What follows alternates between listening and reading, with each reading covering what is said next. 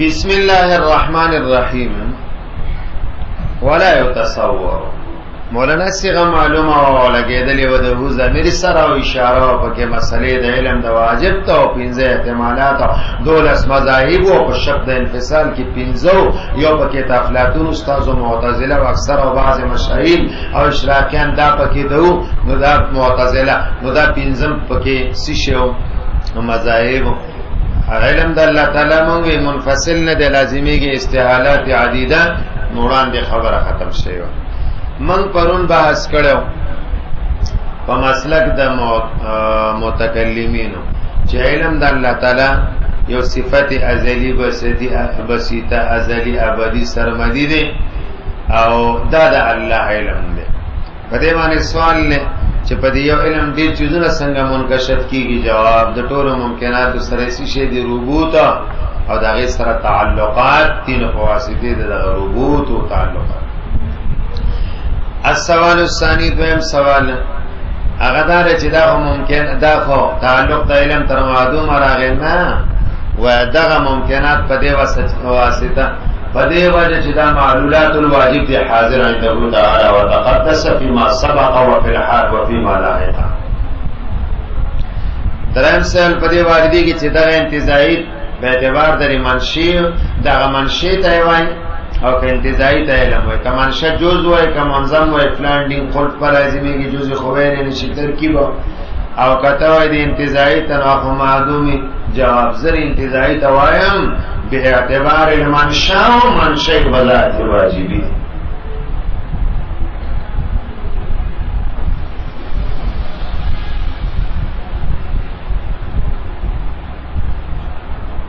په دې باندې او څلورم سوال وارد دی چې متکلمین او علم د الله صفت انتزاعي شو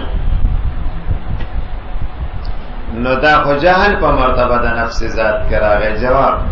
جهل دې ته نه وایي چې د ذات نه اوچتي، جهل دې ته وایي چې د مرتبه د صفت نه علم مرتفع شي. دا مرتبه د صفت نه علم مرتفع نه دی او د مرتبه د ذات نه مرتفع شي هغه ته جهل وایي نه. دې کې چې او مذهب هغه د صوفیای کرام او غیره نه د انضمام کې درې رائے دی بو علی سینا الفارابی او ارسطو نصوصو یو ارسطو او فارابی او بو علی سینا د دې موقف دار چې علم د الله تعالی منظم دی خو چې منظم شي هغه استحالات په بدی وارد شي کوم چې په افلاطون او احبابه باندې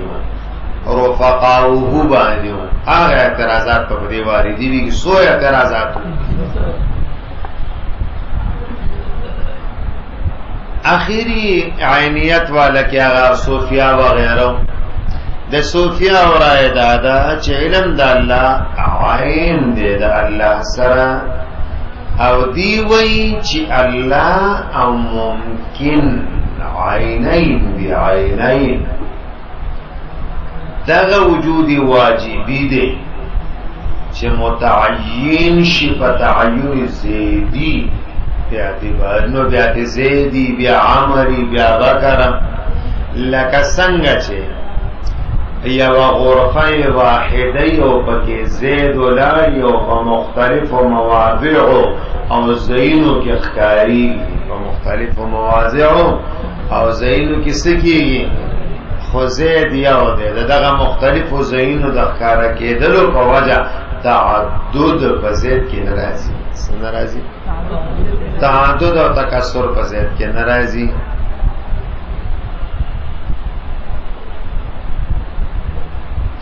نو چې ناراضي نو هکذا واجب دی ته وای چې د ټول تعیناتنا منزهی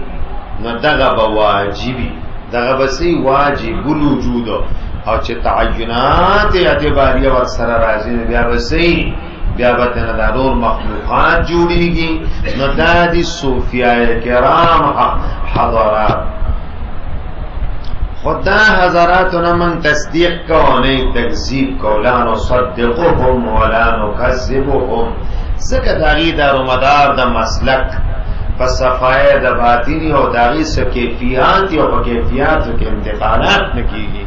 د کیفیت نو بس من سو وایو دای ټول دارو مدار په کیفیت باندې ظاهری شریعت کلا کلا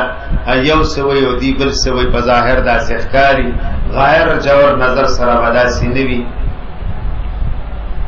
د پتی صوفیانو کې او دنه دام دا بارحق خودی د وحدت الوجود قائل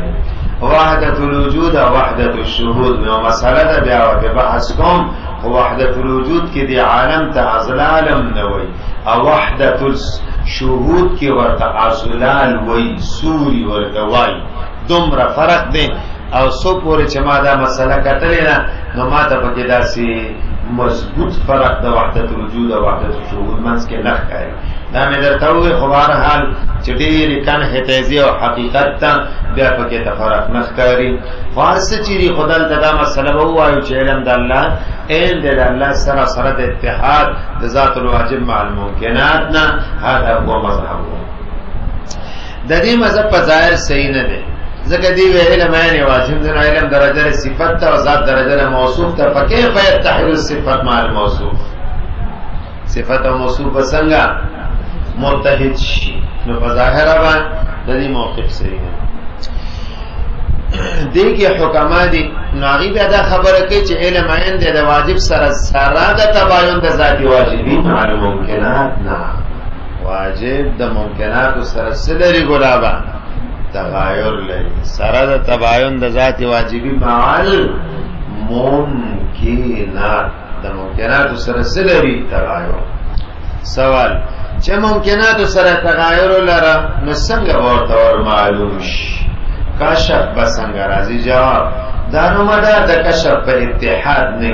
د سړی د نفس هم د سړی سره عیني او اتحاد ور سره خدای د باندې د ور باندې سم علم نبی چې دا مجرد د کمادی د کیفیت تفاصیل باندې لګي دارو مدار د کشف په دې باندې وي او خصوصیات باندې دارو مدار د کشف په خصوصیات باندې او د خصوصیات متحقق دي موجود دي د واجب ذات واجبی د نور سره دا متحقق دي نو دارو مدار د کشف په دغه خصوصیات باندې دي هغه په اتحاد باندې نه دي آخری خبره سوچ علم الواجب ته انضمامی وي یا ورته شی وي منفصل علم د واجب ته حصولی وي او سوچ ورته عین وي یا منتزع عندهم علم د واجب علم حضوری ده ادا موقف مضبوط ده والعلم عند الله ولا اسكار الله احد وصلى